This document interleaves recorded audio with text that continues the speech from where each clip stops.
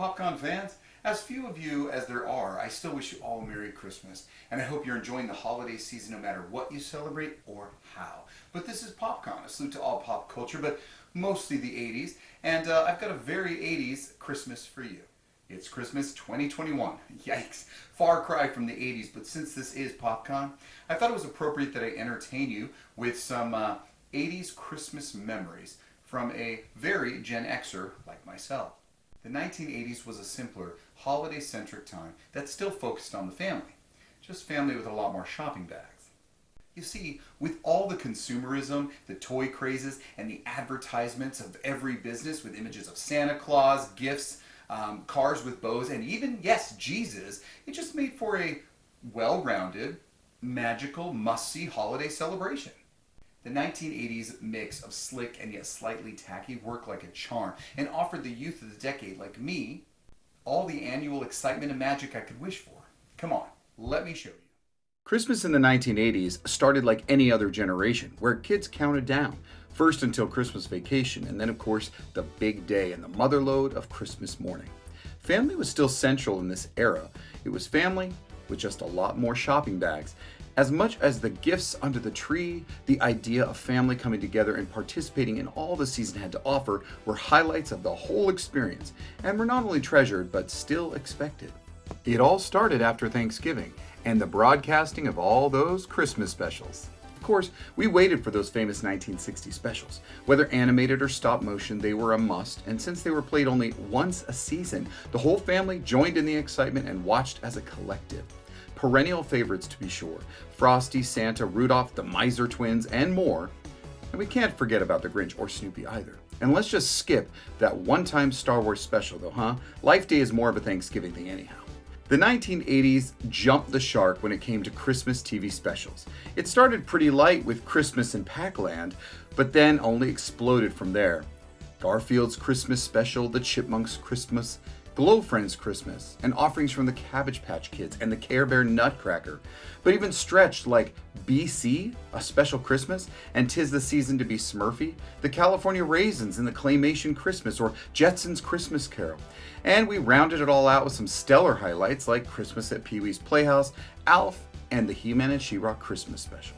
As a kid of the 80s, I made sure to watch every single one of them. Turns out they didn't have the longevity like the old standbys, and were a once-and-done broadcast. I also couldn't get the family behind these newer ones since they thought they were just sleek commercials and rather forgettable. They were all but forgotten until the internet. Those only started the anticipation. Decorating for Christmas in the 80s was a lot less about home goods and stylish decor that might be seen in a wealthy home on TV or in a catalog, but more eclectic. And by eclectic, I mean crazy batshit lighting hanging and mishmash decorations from every era, new and hand-me-down, simply placed where there was room. From paper to ceramic to styrofoam, mixed and matched to fill us with holiday imagination. And of course, a gorgeous porcelain nativity scene that had been in the family for years. We shared the community expectation of decorations and looked fondly at what the neighbors had done to hang up their decor or their lights. Who had hit their Christmas light switch and when? Each new house lit up meant a moment closer to the big day. But it was time to find a tree. This has always been a tradition for many families, and it was all about my dad. But we helped in this annual family moment, and he flocked it up. I said flock. It was a real tree, but once home and dead center in the house, he went about poisoning us all with the vacuum cleaner while flocking the tree with thick white snow. But only from the top. His analytical engineer mind had this precious execution where flocking only happened from the top, as there would not be snow under the branches due to how, well, snow falls. We didn't always get a white Christmas, but on occasion. That doesn't mean it wasn't cold, and the white stuff came sometimes as early as Halloween. Snow also meant sledding down Carmichael Hill, the perfect height and angle for hours of freezing fun, flying down, and if you were lucky, colliding with another sledder. There was no online shopping. There was mail away and mail order, but that wasn't fun, and I was too young to even understand how that worked. It was going to the store, especially the mall. Columbia Center was the it for us, and I feel like I loved a trip to the mall more than any other family member. The mall commercials of the 80s were a treat to behold, beckoning us to the shiny neon holiday magic we couldn't miss. Sure, I would get into the toy stores and aisles in dreams, but it was the energy of the climate-controlled enclosed mall with its bright lights and excitement, food courts bustling and customers filled with themed red and gold shopping bags sitting by the fountains while strains of muffled mall music played. Surely everything was decorated in reds and greens with all kinds of Christmas advertisements and sale signs that just kept teasing you with things you didn't know you needed, and the Christmas was coming and the fun had just begun. Shopping with my mom was never for my gifts, but I could point, and you bet I did. Plus, there was that book. Yeah, you've heard about it. Yep, the Xers Wish Book. This book was important to get into my hands so I could circle and initial what I wanted and get it back into my mom's hands. Each night dreaming about the ultimate treasure and how next I would plant the seed. Yes, I was a lot like Ralphie in that respect. Except I didn't want a gun. Just transforming robots. Hey, if this is killing you with tradition, memories, and feels, please subscribe. And watch my other videos. Like, comment, and share. This is the season of giving, and you'd be giving me a huge gift if you'd help me out by your subscription, by your liking, your commenting, and your sharing. Thanks again, everybody. The 80s atmosphere during Christmas. It started with the decorations, but there was music, the baking, and the rapping to follow. And don't get me started on caroling. And then there was the advertisements. God, the advertisements, the commercials. We all watched network TV and a little cable HBO or Showtime. But the ads were on network and they hit you hard. Each new one wrote your Christmas story for years to come. Christmas vacation was upon us, but not before a teacher or two may have slid her favorite students some McDonald's gift certificates. And not before the usual, and probably more boring than I probably remember, school Christmas pageant. Especially in private school, where dad and mom and any other member of the family unwillingly but able would attend, watching me sing in the ensemble of the required holiday extravaganza. Sometimes I was an animal, and if lucky, Joseph in the Living Nativity. Yep, that meant it was Catholic private school, and going to church each weekend was the expectation. However, there was something about church during December, Advent, if you know what that is, that was almost welcome. I think I just loved it. It was another countdown to Christmas. The decor and the telling of the Christmas story took the sting out of going to Mass, at least for the holiday season. January, I'd start quietly complaining about going again. Now that we were off until the new year, let the festivities begin. Family was everywhere. As the youngest of 11 kids, yep, that's right, 11 kids, there are some awesome things that come with that. Namely, just being the baby of the family. But because your oldest sibling, in this case my sister, is 15 years apart, you are separated by a generation. And as such, music and those classic celebrity variety shows and their Christmas-themed entries into the annual holiday events felt current to me. I was exposed to so many different styles of music, TV, and games and toys from previous generations. Mixing in my generation and the ones of the past due to the various ages in my family had me believing it was all part of the same experience or part of my generation. And today, I still try to make them part of my celebration. My family was a mix of mid-century modern traditions handed down each year and the garish and loud new Christmas of the 80s. It all worked so smoothly in such tandem, kind of like how my mother was able to seamlessly tie and blend Santa and Jesus so easily without question or concern. They lived in harmony together, as I did, with the likes of Bing Crosby, Andy Williams, and the rest. Because I had no idea they were from the decades past, they were just annual holiday events that felt as current as any other 80s TV sitcom that had a Christmas episode. And most sitcoms, and perhaps some hour-long dramas, had to include holiday episodes more than any other decade. They were simply part of the storytelling background, like in shows as Dallas, TJ Hooker, or Magnum PI. Or they were in-your-face TV Guide marketed Christmas episodes in the must-see TV of the time, like Cheers, Facts of Life, Love Boat, The Cosby Show, and Different World, Night Court and Happy Days, Full House, Family Ties, and even 21 Jump Street. So being part of this transitional household, all these elements and their corresponding place of Christmas just seemed to gel like aspect. Then there were the people coming home. Even with visitors coming and going, guests, family dropping by, Christmas morning was almost always just us. At least for the morning. I mean, there was barely enough room in the house for 13 family members, let alone extended guests. The large gatherings and family holidays meant conversations of various topics that mostly went over my head, with relatives who brought new energy and interest into the background, as well as the much loved and popular McDonald's gift certificates. I just flew low and listened. There was always such hullabaloo around this time, and by Christmas Eve and Christmas, You were at home with the family, and without social media, you were also all part of the moment together. No matter what was going on, there was very few places you could go to retreat to. By this time, Christmas Eve was here, and you were ready. You checked off all the boxes, and although you had to go to Christmas Eve Mass, there would be no sit-down dinner, just a fun holiday party atmosphere with all of your older brothers and sisters who you loved and looked up to, no matter the family drama. After the meal my mother made for Thanksgiving, Christmas dinner in our house was moving the giant table against the wall from Christmas Eve through New Year's, and each day just dotting it with fanciful meats and cheeses, delicious crackers, like Ritz and Cheese Whiz and chicken and a biscuit. Music was playing on vinyl LPs while conversations were loud throughout our house. I remember loving the electrical charge of the moment on Christmas Eve, but none of that mattered because I was in an oblivious state of euphoria of what was about to come. The pot of gold that was appear under the tree by the next morning. Mind you, gifts are already carefully placed under the tree, and with so much family, those gifts often covered half of it. But Santa was still coming that evening, and there would be more. With music from the hi-fi and perhaps a vintage holiday best of playing, it was getting late. It was rare for any Christmas Eve gifts to be open, but we did hang our stockings with bated anticipation. We didn't have a real fireplace, but early on we had the cardboard variety like so many families did, with a light-up flame to look the part. Either way, there was a place for our stocking to be filled, and then we were off to bed.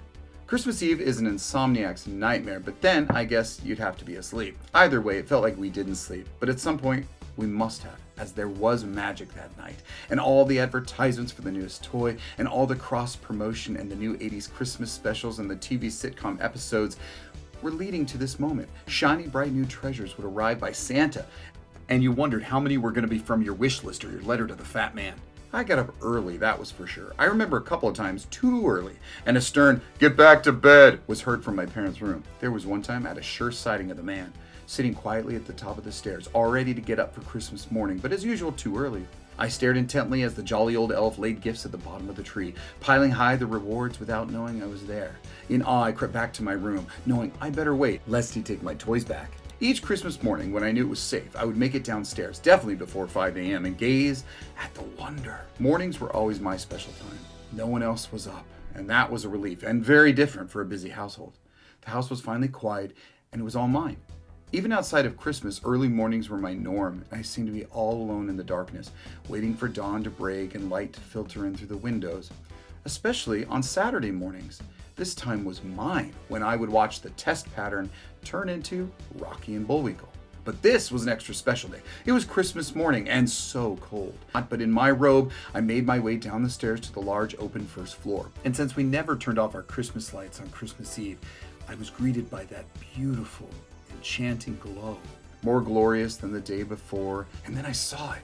My overstuffed stocking, filled to the brim and now on the floor. We weren't allowed to touch gifts under the tree, but we could start to pilfer the stockings, and I grabbed that bright red sock with my name on it and found the corner of the living room that I had to claim as mine for the morning. This was tradition, as when everyone was up, you had to stake your claim to some part of the rug or furniture for the gift giving, and I needed a good view of the tree and all the action. It would be some time before anyone else got up, so I dug into the trinkets, candy, and the little gifts that I didn't ask for but didn't know I wanted. And yes, there were McDonald's gift certificates too. These babies were like gold during the 80s. I loved and adored each new surprise in that Christmas sock, snacking on 1 or 2 Hershey Kisses. But after my bowl of cold cereal and the itch would start to take over, I would start the attempt to raise the dead in the form of my next closest siblings, with varying degrees of success and demeanor. Soon though, there was a couple more with me. Downstairs in robes and not quite awake, I was the energy of the morning, and soon more and more Christmas morning zombies arose. It wasn't long before coffee was brewing. U-Ban, I think. I don't even know if they make that anymore. More and more kids are finding their place in the living room. These little nooks were our place for Christmas morning and throughout the gift-giving time. Mom may have turned on some music quietly, and the big bay windows were letting the morning glow inside the house, lighting up all the wonders in store, including the magical appearances of baby Jesus in our nativity scene. It was indeed Christmas. Jesus had been born overnight, and by born I mean his little porcelain self appeared miraculously in the stable. Mary must have gone into labor without us even knowing about it. It was very thoughtful of her not to inconvenience us. The chill of the morning was all around us, and Dad was just about ready. Dad was the king of Christmas morning. And robed as well, he would signify it was time and then hand out a present to each of us first. And then we'd all open it one time. That way, we all at least had one gift unwrapped by us. But then he played Santa for as long as I can remember. He would call out a name for a gift and who was the giver. And we would go to get the gift and then open it, always remembering to thank the gift giver.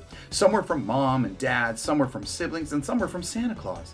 Like a well-oiled machine, my efficient electrical engineer of a father would hand out gifts left and right with order, with an occasional pause for mother to open one for himself, as he would include her in the gift giving as well. Sometimes there was gifts for Mr. Jones and Mrs. Smith, and my mother and father would open those. Never quite understood that. Well, not at the time. This is the good part. I got He-Man and Skeletor from under that tree, first release, followed by Hordak a few years later, and many others through the years. I got Star Wars up the wazoo, all releases, including the action figures, even the large-sized ones, and the Land of the Jawas playset, and a Tauntaun, even TV franchises like Buck Rogers, and the Battlestar Galactica fighters with launching missiles that choked kids, and even the Black Hole toys. I got Rubik's Cubes and tons of Transformers, handheld video games, some G.I. Joes, the 3 3/4 ones, loads of E.T. figures, and even toys and games based on things I liked, like Gremlins. There were other toys I didn't know I wanted, but after unwrapping them, couldn't put them down. And ultimately, the teen toys too. The best technology phone, dual cassette player, and a Walkman. And then there was the year the tree gave birth to Nintendo, and everyone fought to duck hunt. From piles of wrapping paper on the living room floor each year to chocolate comas, it was a magical time of revealing surprises, reveling in the bright packages that offered new adventures inside that captured my imagination for years to come. I didn't even mind the new clothes because they were balanced by the sheer amount of plastic playthings surrounding me. I never opened up the packaging at the time. I waited until we were all done before I broke those seals. Eventually, Dad was done, exhausted more now than he was when he got up, and he slumped into a chair with his coffee. My brothers and sisters made sure Mom and Dad had gifts, and as I got older, I would do the same. Can't say there were great gifts always, but I tried my best. At this time, just started taking inventory, looking at the packaging art, loving it. I got lost in the cross-sell and the original artwork that was on the packages, hinting to the wonders inside. Systematically opening gifts, little by little. I would spend some time with one and then another, all while keeping my little area organized on the rug. Some I opened that day, some I waited till tomorrow.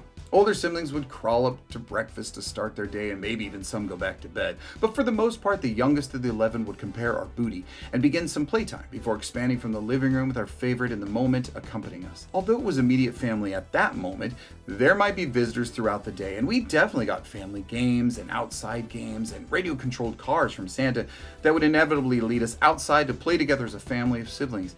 I know one visitor that came that day. Football. Football on one TV, video games on another, and Mom ritualistically putting out the food for the day. That familiar buffet of food, the treats that seemed to just live in perpetuity through the New Year's. Well, the rest of Christmas vacation was exploring our newfound bounties and sharing it with our friends and the neighbor kids, as we were still out of school.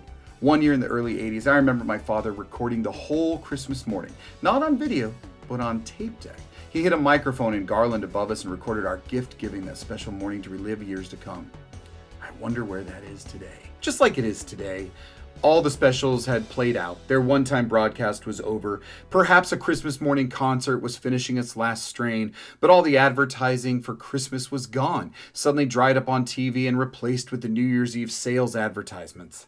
But that didn't matter, as everyone in town kept their lights up and their doors open through New Year's, and the holiday greetings continued all the way through until school started again, and we would dream of another fun-filled, glorious holiday season again in another 10 months. Okay, so tell me, do any of these sound familiar? Does anyone still celebrate the holidays like this, or have we gotten just too cynical and far less sentimental? I'd love to hear your holiday traditions of the 80s. It was a lot of fun to look back on that, and sometimes I just long for it. And I work really hard every year to make it like it was. Now, we can't always get there because the holidays just aren't perfect. They never were. And as much as we try to, and as much as marketing liked to make you think that it could be, that wasn't fun. The fun was that it wasn't perfect. And it made for some great stories. Who doesn't have great holiday stories about family shenanigans? I mean, there's some doozies out there. Let me know your favorite 1980s toy or gift you got at a Christmas during the decade. Thanks for coming. Merry Christmas, and until next time.